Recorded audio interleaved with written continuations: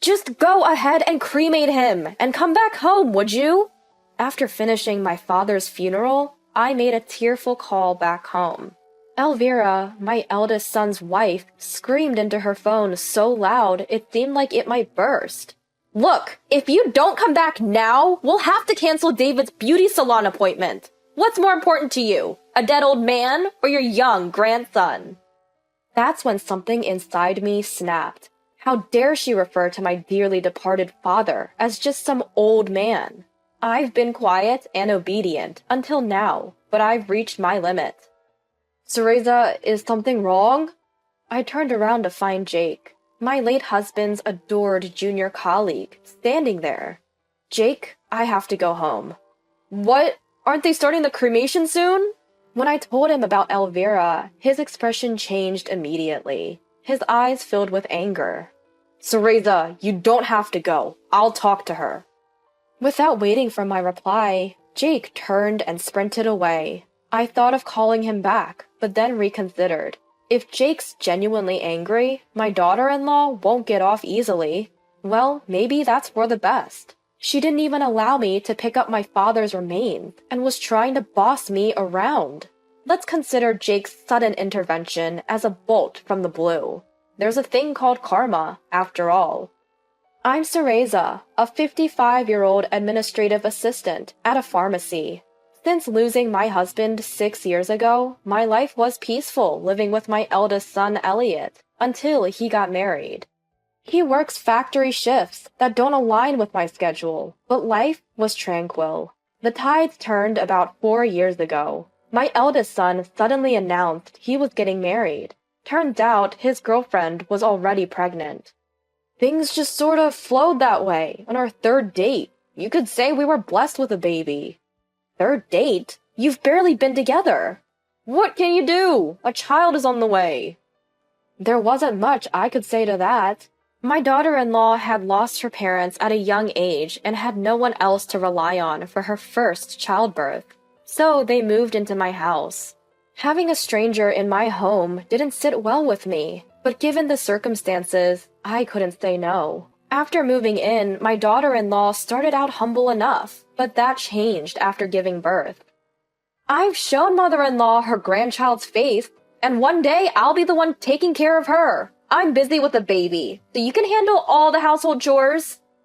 She became pretty brazen about it, complaining if meals, laundry, or cleaning fell behind. I thought it would change as baby David grew, but even at 3 years old, it hasn't. I've put up with her because, well, what else can you do? Any mention of helping out is met with nonsense. Do you realize if anything happens to you, mother-in-law, I'm the one who'll have to look after you? Well, yes, but... So let me focus on work and raising my child. For now, you've got everything else, right? She calls herself an illustrator. She does have some gigs, but she's an unqualified freelancer who doesn't even handle her taxes properly. She neglects parenting, too. For some reason, she insists on bathing the child herself, but beyond that, she doesn't seem to care much. She shows zero concern for my son, who's burning the candle at both ends with his 3-shift job. All she seems to care about is her long, straight hair, which she treats at expensive beauty salons. In my eyes, there's a growing rift between my son and his wife. But they have a child, so I've been biting my tongue and making do. My 80-year-old father has lived alone ever since my mother passed away. Living with you would make me too dependent and weaken me. It's better to tough it out alone. No matter how many times I've offered to live together, he stubbornly refused.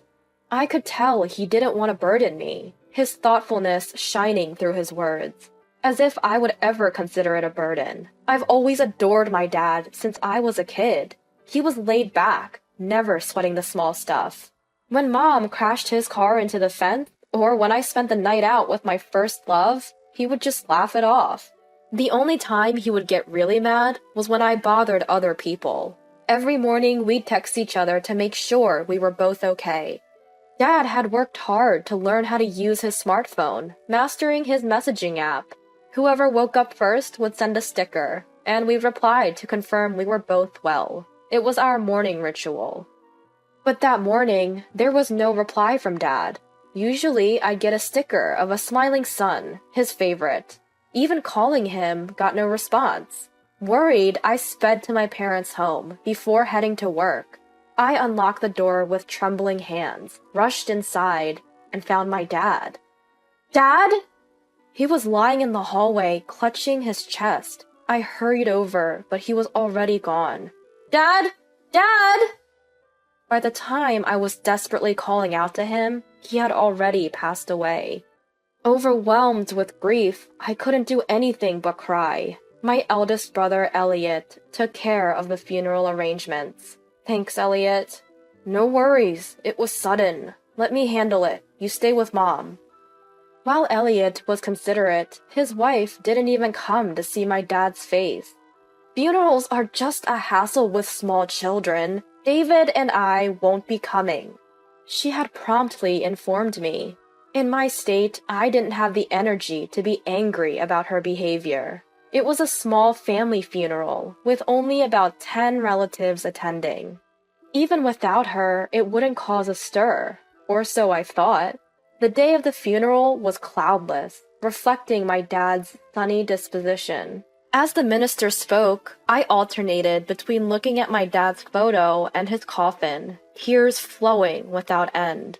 Amid my grief, I noticed something odd. My brother Elliot's pocket kept vibrating again and again. Before the ceremony, I had given him my phone to hold because my mourning clothes didn't have pockets. Clearly, he was curious, but couldn't check during the funeral. In the end, it had to wait. Mom, it's from Elvira, said Elliot, handing me my phone after the ceremony. It was filled with missed calls from his wife. Elvira only calls me when she needs something. I wonder if something happened to David, Elliot mused, his face serious. Well, I'll give her a call then. I said this and moved to a corner in the hallway to make the call. The phone hardly rang before my eldest son's wife picked up. Do you have any idea how many times I've called you? I'm sorry, I was at a funeral. What's going on? Right after I said that, a piercing voice filled my ears. Today is David's salon appointment! Come home and drive him there now! I didn't immediately understand what she meant. Okay. After reflexively responding, it dawned on me what she was demanding. She wants me to leave my own father's funeral to take my grandson to a beauty salon. But I can't. My father's cremation is about to start. I can't take David today. What? Cremation? Your grandpa isn't coming back, you know. Really? Did you just say that? Elvira, it's inappropriate to call my father's cremation that. Just let them burn him and come back home.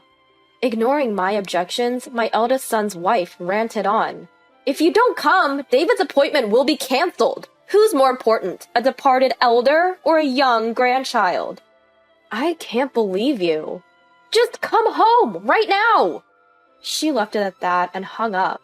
I was at a loss for what to do next. As I stood there, bewildered, forgetting to even lower my phone, a voice called out from behind me. Teresa, is everything okay? At that moment, it was Jake who spoke to me, my late husband's devoted junior colleague. He still visits my husband's grave every year on the anniversary of his death, a very dutiful young man. He can be quite intimidating when angered, but he's always treated me with the same respect and care as he did my husband. Today, he came to the funeral because he felt that my father was like a parent to him as well. Jake, I have to go. What? Isn't the cremation starting soon? My daughter-in-law insists I take my grandson to a beauty salon now. What's going on? I told the shocked Jake about Elvira's regular attitude and the recent conversation, how she tries to boss me around and treats me with arrogance, and how she had the audacity to call my father a dead old man. Teresa, don't worry about going. I'll talk to my wife. Fuming, Jake immediately turned back and took off running. Knowing Jake, he probably didn't actually go to chat with his wife. Mom, are you okay? My eldest son, who came over as if on cue, gets a quick rundown of what just happened. So, Jake stormed off home, right? Yes. If Elvira angered Jake, that could be a problem. Well, if that's the case, it's on Elvira, isn't it? It seems like my eldest son has no intention of stopping Jake either. In the end, I stayed to see through the cremation and the collection of my father's ashes, as planned. I only returned home after placing my father's urn on the family altar. I had planned to stay at my parents' home for a while because it felt lonely to leave my dad's ashes alone, but I had forgotten a few things.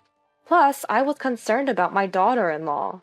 Don't worry too much about Elvira, said my eldest son, gripping the steering wheel with restrained anger.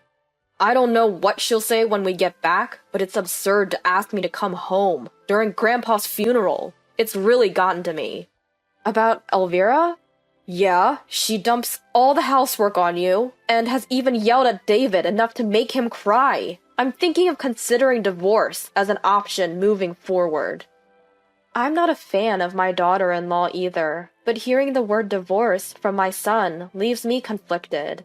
Our grandchild is still young. Can they really separate just like that? But I too am fed up with living with my daughter-in-law. I have my concerns, but I won't oppose a divorce. In the end, I only told that much to my eldest son, Elliot. They're a married couple. They should do what makes both of them happy. But how did it come to this? I lost my husband, and my son's marriage isn't going well. My father, who was always there for me, has been reduced to a small pile of ashes. Thinking about it all, I couldn't stop my tears. I'm sorry, Elliot. Can I just cry for a bit? With that said, I cried loudly until we reached home. When we got home, the entrance was a mess. The potted plant that had been on the shoe rack had fallen over, and sandals and shoes were scattered everywhere. Even the welcome mat had been flung to the middle of the hallway. Jake really did lose his temper. My eldest son remarked with disbelief as he took off his shoes. If you get Jake seriously angry, it's a big deal. But Elvira's the one at fault, so it can't be helped. With that, we walked into the living room to find my daughter-in-law sitting on the sofa, visibly stunned. As we entered, she slowly turned her face toward us. Her expression was just as I had expected. There was no doubt she had been hit by an infuriated Jake. You guys... She slowly stood up as she looked at us. Judging by her steady stance, it seemed she had only been hit in the face. You think it's okay to send a guy like that after me? Isn't that criminal? I didn't send him. I just told him what you've been doing to me, Elvira, and, well, he got angry. Who wouldn't? Excuse me? You think I deserve to get punched? What is he, a gangster? He is a real one. At my reply, my daughter-in-law shuts her mouth. My late husband was a gangster's son. The man who came earlier was one of his juniors. He respects me. What did you just say? I told him how you've been treating me, Elvira, and how you told me to skip my father's cremation. That's why he got so mad. As I finished speaking, a loud cry rang out. I turned to find my little grandson, who had seemingly appeared out of nowhere, crying by the door. Rushing over, I scoop him into my arms. Granny, I'm scared. I'm so sorry, little Sue. I take my grandson to my room to calm him down. Though his tears stop, he clings to me. That's when I notice a small bruise on the back of his neck. What could have caused this? As I ponder, my son, wearing a serious expression, enters the room. I'm going to stay at my parents' house for a while, I blurt out as I pass him our child. I want to distance myself from my daughter-in-law as soon as possible. I get it. I don't want to be around Elvira either. Okay, I'll handle Elvira. Don't worry. Thank you. Please do. Quickly, I pack a suitcase with the essentials. All the while, my thoughts are racing. The ongoing arrogance from my daughter-in-law since she moved in, her cold indifference to my hard-working son's health, her audacity to demand that I pick up my grandson during my father's funeral, and her harsh words to my father. What Jake did might be socially frowned upon, but it was a relief for me. Today is the day for my son to go to his beauty salon. Get home right now and drive him there. I suddenly remembered the piercing voice of my eldest son's wife over the phone. A voice cold as steel, void of any warmth. Honestly, I didn't care what she or anyone else had to say. In fact, I was even grateful to Jake for his actions. The next day, my eldest son called me while I was staying at my parents' home. "Mom, can you come home now?" "Right now?" "As soon as you can. There's something important we need to discuss while David is at daycare." His voice carried an ominous tone. Feeling that this was no small matter, I sped home. As I burst into the living room, I found my son looking more serious than I'd ever seen, sitting next to his wife on the sofa. "Mom, sorry for calling you like this." "What's going on?" "Elvira has been doing something terrible to David." "Terrible?" That's when it hit me. I remembered the small bruise on the back of my grandson's neck from yesterday. Elvira always insists on giving him his bath herself. Could it be? I found bruises on David's neck and arms, and when I took off his shirt, I found them all over his body. I confronted Elvira, and she admitted to pinching and jabbing David frequently. It's too much for a small child. Elvira's eyes widened. Her expression confirmed the truth of my son's words. "Elvira!" A renewed and fiercer anger welled up within me. Her arrogant attitude and the coldness towards my son were somewhat mitigated by Jake's actions. But doing something so cruel to my tiny grandson? Unforgivable. That's something I will never, ever forgive. "I'll forget what you did to me and Elliot after yesterday's events, but I will never forgive you for hurting David." "What are you going to do? David is my son, not your mother-in-law's son." "What's your point? David is my treasure. I can't have a daughter-in-law who harms him. Leave our home, now!" As I raised my voice, Elvira looked at me with fear for the first time. My son then picked up where I left off. "We're getting a divorce, Elvira. Your arrogant behavior towards Mom and the disrespectful attitude towards Grandpa were terrible enough, but I won't ever forgive what you did to David. We're divorcing right now. Understand?" At his words, the color drained from Elvira's face. "Divorce? Wait a minute. If you do that, I'll have nowhere to go." "Fine. Do whatever you want. Once I tell David what you've been up to, you won't be welcome here anymore. Mom already said you should leave." "I haven't had any illustration work for the past 6 months. What am I supposed to do if you kick me out?" The daughter-in-law broke down crying, like a small child. There was no trace of arrogance or tyranny in her demeanor. "You brought this on yourself. If you don't leave, I'll tell that man what you did to David." Upon hearing my threat, my daughter-in-law clutched her head and started shaking, her face a mess, ruined by tears and a runny nose. "Stop it! Okay, I get it. I'll leave." "So this means we're getting a divorce?" My son asked for confirmation. His wife glanced between the two of us and slowly nodded. In the discussions that followed, they did divorce, and my son retained custody of our grandchild. Coincidentally, the tax authorities also started investigating her. She hadn't filed taxes in years, despite her freelance work. As expected, she now faced significant back taxes and penalties. Finding a new place was tough for her. She finally settled into an old, run-down apartment. After the divorce, she's juggling multiple part-time jobs to make ends meet and pay off her tax debt. I saw her once on the street. She looked as though she had aged 20 years. My grandchild reaches out to me with the most adorable smile. When I pick them up, they hug me tightly. You know what? What is it? David really, really loves Grandma. When my grandson says something like that, the heaviness in my heart from losing my father begins to melt away. My divorced eldest son, Elliot, sends David to daycare when he works daytime shifts. But when he's on evening or night shifts, he relies on me to take care of the little guy. Weekdays can be a bit hectic, but time spent with my grandson is always a joy. I can't keep mourning my father forever. There are plenty of responsibilities that come with supporting Elliot, who's decided to raise his child alone.